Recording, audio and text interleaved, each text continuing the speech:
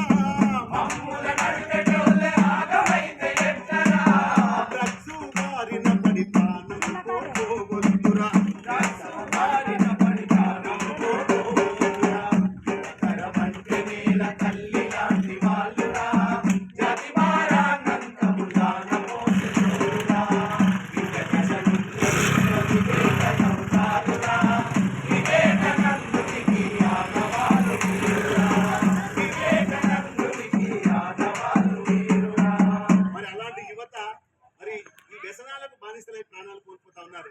నిజంగా చెప్పాలంటే ఈ మధ్యకాలంలో పిల్లలు ఎందుకు చచ్చిపోతారు అర్థమైతలేదు. మొన్న ఒక సర్వే చూసిన పేపర్ చదివిన నేను.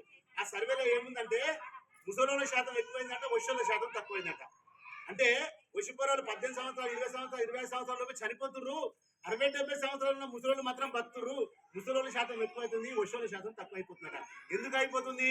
ఈ మధ్యకాలంలో పిల్లలు చిన్న కారణాల చేత చనిపోతున్నారు. అవునా కదా? చూస్తలేమా మనం? ఫోన్ ఒక ఆయన 10th ఫెయిల్ అయినా ఒక ఆయన, ఇంటర్మీడియట్ మార్కులు తక్కువ వచ్చిన ఒక ఆయన, గర్ల్ ఫ్రెండ్ వదిలిపెట్టిందని ఒక ఆయన, మా ఇంటి పక్కన మాట్లాడుతాడు ఒక ఆయన, స్టేటస్ చూస్తున్నాడు ఒక ఆయన, రకరకాలుగా పిల్లలు చచ్చిపోతున్నారు. కాబట్టి దాని ద్వారా చిన్న కారణాల చేత పిల్లలు చనిపోవడం వల్ల యువత శాతం తక్కువైంది, ముసలిల శాతం ఎక్కువైంది. కానీ ముసలి 60-70 ముసలాయన కూర్చొని కంటి ఆపరేషన్ చేసుకొని ఇంకా 20 సంవత్సరాలు పడుతున్నారు ముసలాయన. ఆయనకి ఏ రంజు లేదు, ఏం లేదు, ప్రశాంతంగా. కానీ ఇవాళ ఉన్నటువంటి పిల్లలు అనేకమైన సమస్యల బారిన పడి ప్రాణాలు కోల్పోతా ఉన్నారు. ఎవరైతే యువకులు ఉన్నారో ప్రాణాలు కోల్పోతా ఉన్నారో, ఎట్లా కోల్పోతున్నారు? వాళ్ళందరూ వాళ్ళే ప్రాణాలు ఇస్తున్నారు, ఆత్మ బలిదానం చేసుకుంటారు. కాబట్టి అట్లా ఎవరు చేసుకోవద్దని తెలియజేసుకుంటూ, నిజంగా మరణమే అన్నిటికీ పరిష్కారం అయితే, అంటే చావుతోనే అన్ని పరిష్కారం చేయాలనుకుంటే మనం ఉంటామా? చాలా మందికి చాలా సమస్యలు ఉంటాయి. ఒక ఆమె కాళ్ళ నొప్పి ఉంటుంది, ఒక ఆయన కన్ను నొప్పి ఉంటుంది, ఒక ఆయన చేయి నొప్పి ఉంటుంది, ఒక ఆయనకు ఆస్తి బాధ ఉంటుంది, ఒక ఆయనకి ఈ బాధ ఉంటుంది. కానీ ఈ బాధలు పడుకొని తీసుకొని తాగి తిని ఇలా మీరు అందరూ కూడా మంచిగా భక్తులు. కానీ అన్ని సౌకర్యాల యువత, దేశాన్ని నడిపించే యువత ప్రాణాలు కోల్పోతుంది. కాబట్టి ఎవ్వరు పరిష్కారం అయితే ఈ చావుతోనే మనం, చావుతో అన్ని సాధ్యం అయితే నాలుగున్నర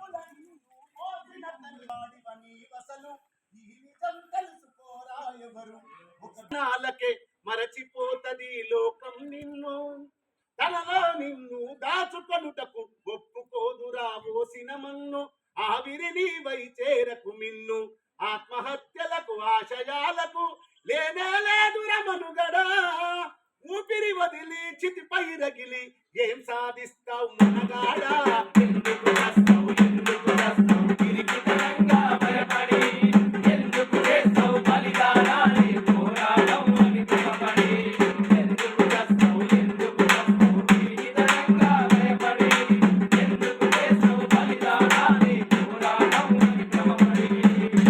కాబట్టి బాగలేదు మా పాట చెప్పట్లేదు కొడతలేదు కుటుంబ గట్టిగా చెప్పట్లేదు కొట్టాలి ఒకసారి చెప్పండి.